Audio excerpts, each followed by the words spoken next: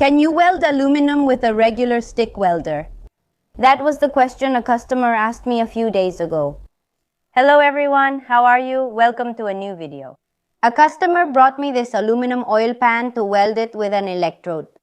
He invested a lot in his vehicle because it's his work tool. After several repairs, he was able to use it again. That same day, he also changed the oil, but on his first day of work, he broke the aluminum oil pan and lost all the new oil. And that's not even the most expensive part. He also lost his day of work. He brought it to my workshop so I could take a look at it, and as you can see, it took quite a hard hit because it got pretty torn up.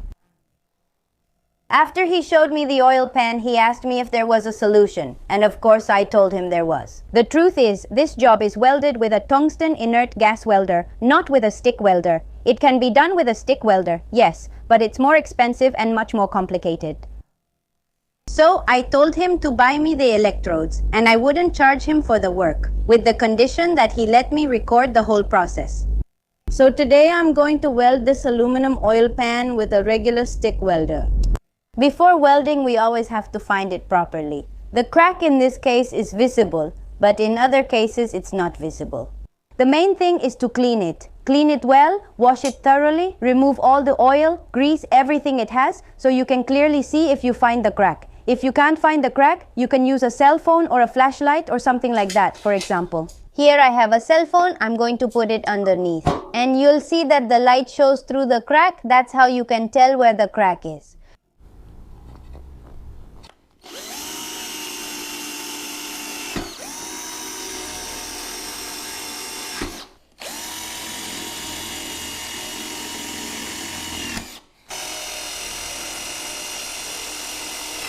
As you saw, the first thing I did was drill at the end of the cracks to release the tension that the crack has.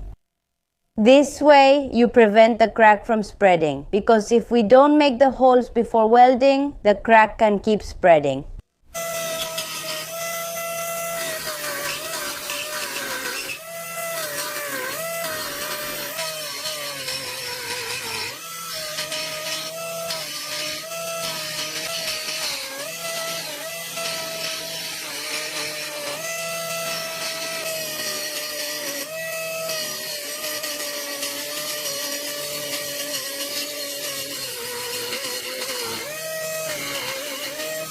In addition to making the holes on the cracks, we're going to bevel it so the electrode can penetrate well.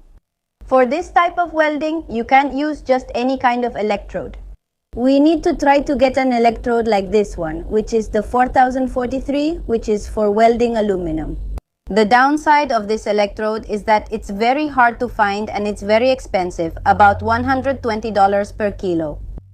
For this job, the client got me 5 4043 electrodes 2.5 millimeters thick, which cost him about $10.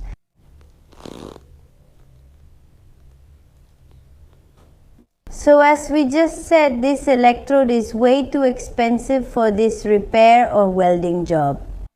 It's actually quite expensive, even more than buying a new oil pan. This expense isn't justified unless we do the repairs ourselves. Is there anything you should know before welding?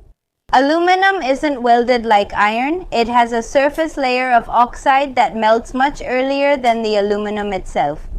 This is because aluminum reacts with the oxygen in the air, forming a layer of aluminum oxide. It's a very thin layer, but extremely strong. The problem is that this layer makes welding difficult.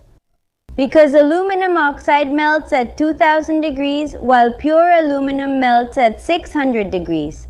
If we don't remove this oxide, the electrode won't melt properly, which causes pores to appear and can even make the weld fragile.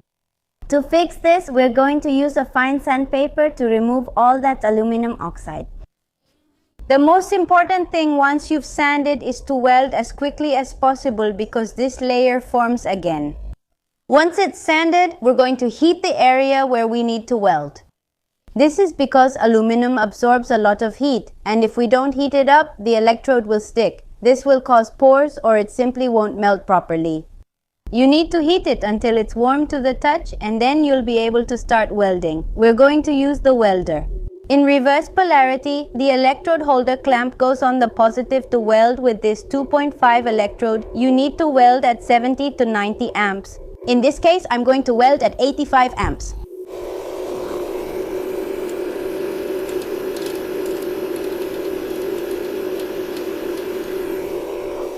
I set the machine to 85 amps. It's important that the ground clamp is on the piece for this type of welding.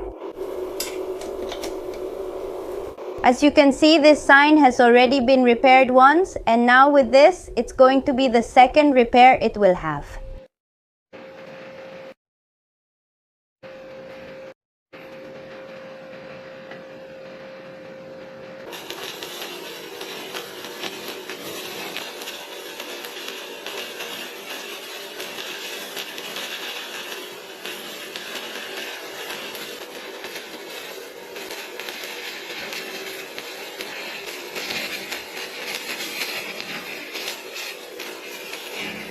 As you saw, it's a very difficult and quite tedious process.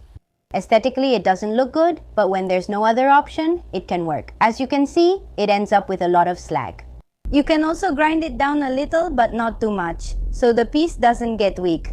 If you want, you can grind it, and if not, you can leave it as is. In this case, I'm going to grind it a little, but not too much, so I don't weaken the piece.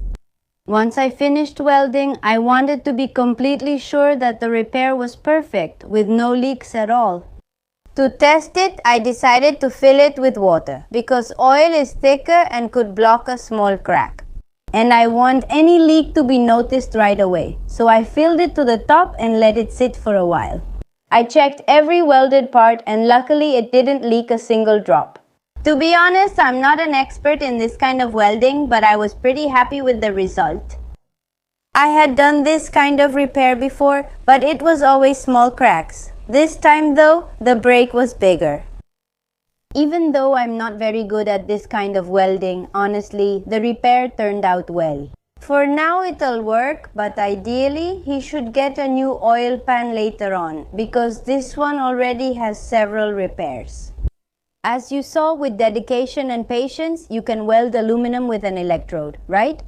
Did you know that you can weld aluminum with an electrode? Let me know down in the comments. And if you like this video, don't forget to follow me. It would help me a lot.